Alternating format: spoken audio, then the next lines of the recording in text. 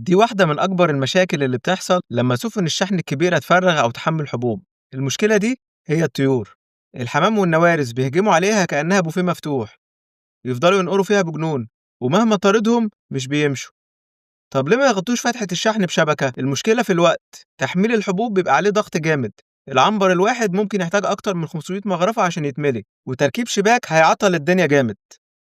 بس الحقيقة إن الطيور مش بتاكل كتير، الخسارة الحقيقية في اللي بتسببه وراها، فضلات، ريش، وتلويث، وده بيبوظ كمية أكبر بكتير من اللي بياكلوه فعلا. وكمان حتى لو حطيت شباك المشكلة مش هتتحل، الطيور هتقف فوقها عادي، وحتى لو مش هتعرف توصل للأكل هتفضل تسيب برضه البلاوي بتاعتها فوق الحمل. المهم إن أول ما السفينة تتحرك الأغطية بتتقفل ومحدش من الطيور يقدر يدخلها تاني، ولما الشحنة بتوصل لوجهتها الحبوب بتتصفى وتتفلتر أكتر من مرة عشان يشيلوا أي شوائب.